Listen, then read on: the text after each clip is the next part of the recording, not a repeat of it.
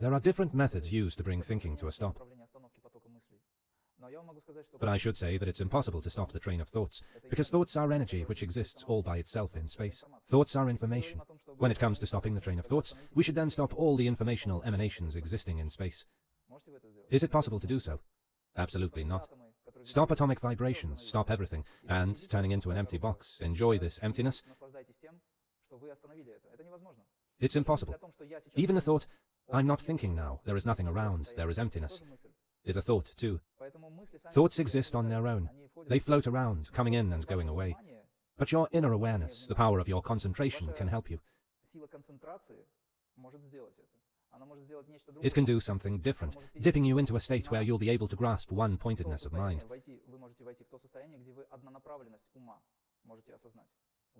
It's much more important.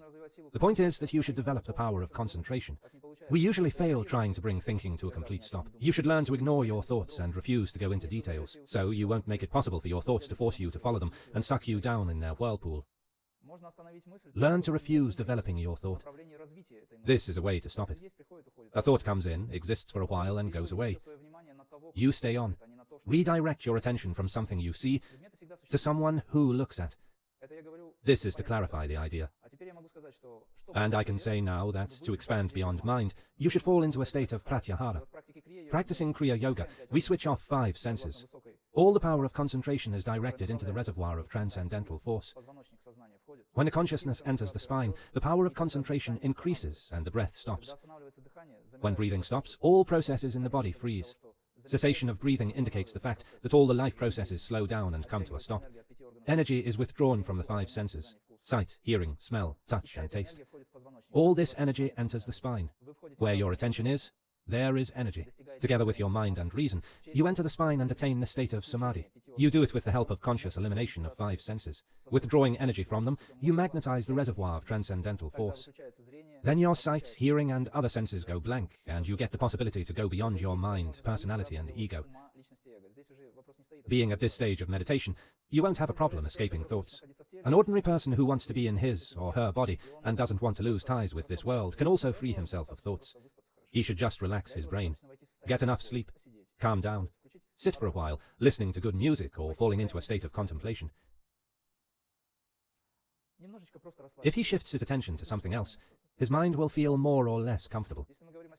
But if you mean serious transformation with the help of yoga, if you want to hear Brahman's voice inside, realizing the highest self, then you'll have to develop the power of concentration. This power, dharana, will lift you very high. Learn to transcend your personality and ego through spiritual transformation, which requires the power of concentration. So it is necessary to develop this power. Then, one-pointedness of mind will become easy to access.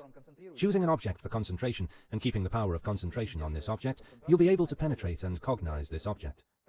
Then dharana turns into dhyana, meditation.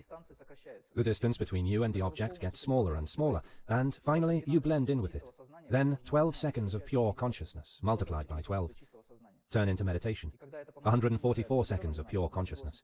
Then this figure is multiplied by 12 again, and we get 28.5 minutes of pure samadhi, when you go beyond your personality, ego, and mind. At this stage, you don't have a problem of getting rid of thoughts, because there aren't any. There is nothing. When mind disappears, thoughts disappear too. If you start blinking, immediately a thought appears.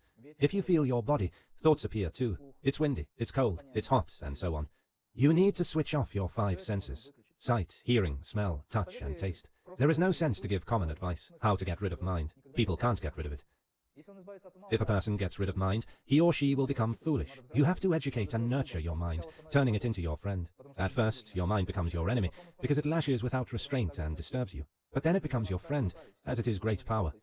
You should steer your mind on the right course and use it correctly. Don't live within your mind. Use it. Mind is an instrument, though it is delusive. It's a phantom phenomenon.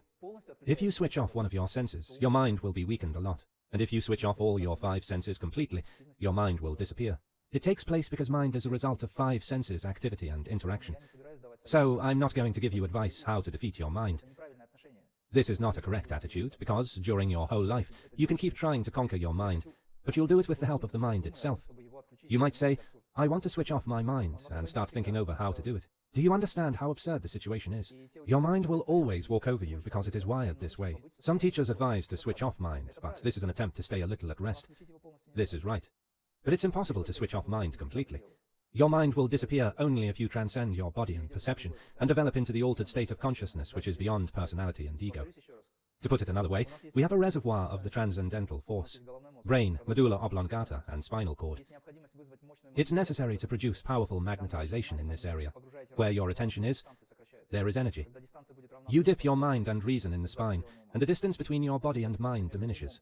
When this distance equals 0, you'll discover the truth which is beyond mind. Body is energy, and mind is something that has crystallized the body. Mind and reason, directed to the spine and dipped into the reservoir of the transcendental force, create powerful magnetism. Such magnetism leads to elimination of 5 senses, which takes place because of conscious withdrawing energy from the senses. This is a way to fall into the state of meditation and samadhi. To do this, you'll have to practice a bit.